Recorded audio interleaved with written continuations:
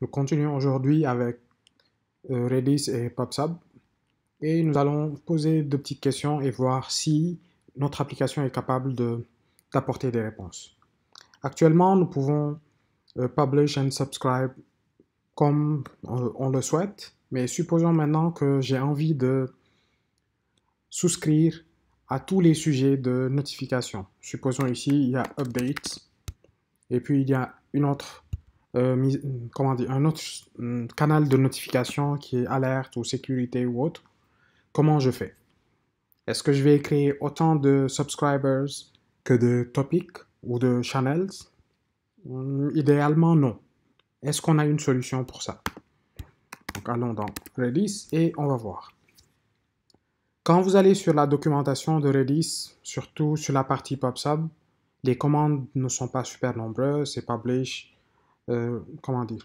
subscribe, unsubscribe, publish, p subscribe, p unsubscribe.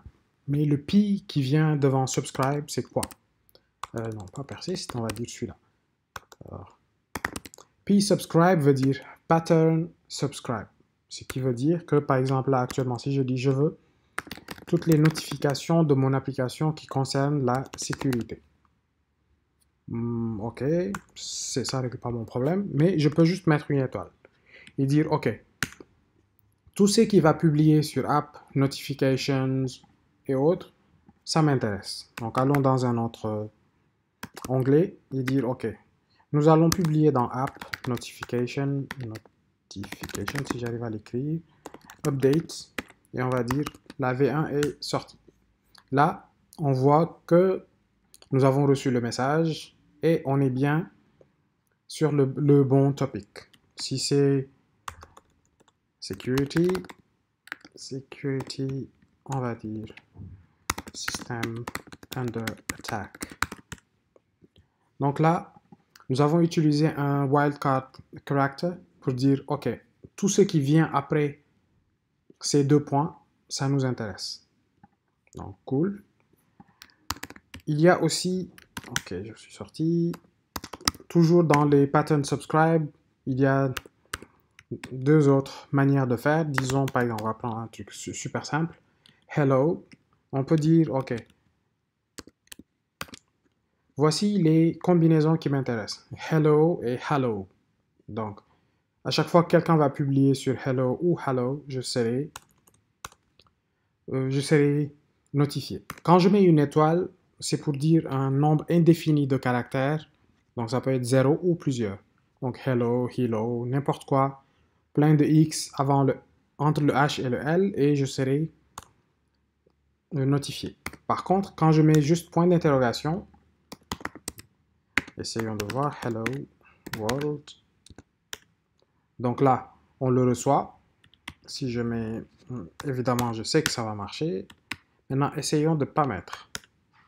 Là, personne ne le reçoit parce que ça ne m'intéresse pas. Si je mets 2A, non plus.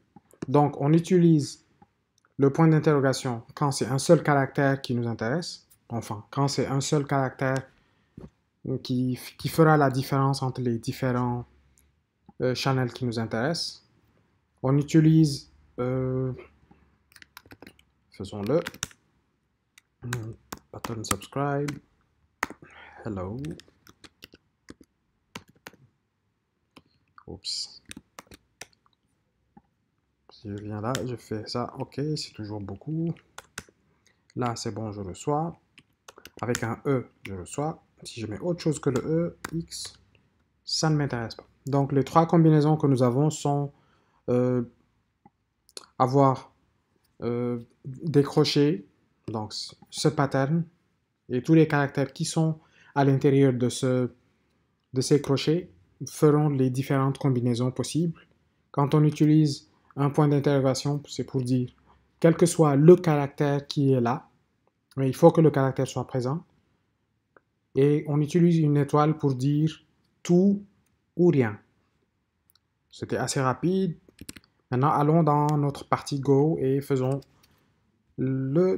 l'équivalent. Donc là, on va dire OK, on va enlever cette partie, ça ne m'intéresse. Je ne veux plus publish ici, je veux juste subscribe.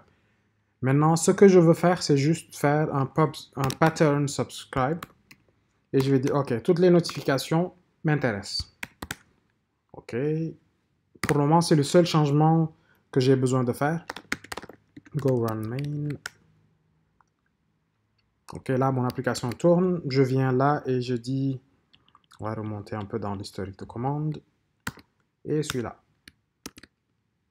OK, je ne l'ai pas reçu parce que c'est démo notification et là, c'est app notification. OK, on va juste changer app et mettre démo. Et là, nous avons reçu la notification. Donc, quand c'est un pattern subscription, quand on utilise psub, là, avoir autre chose que le payload, ça peut être intéressant. Donc là, avoir aussi le channel, ça a tout son sens. Mais quand c'est une souscription simple, pas besoin. Donc on relance juste pour voir ce que ça donne. Hop, on revient là. Et là, j'ai le channel et j'ai le message qui a été envoyé. Donc c'est à peu près tout pour PubSub avec Redis. On a un nombre très limité de commandes, mais leur combinaison peut nous permettre de faire tellement de belles choses que l'on verra au fur et à mesure qu'on avance.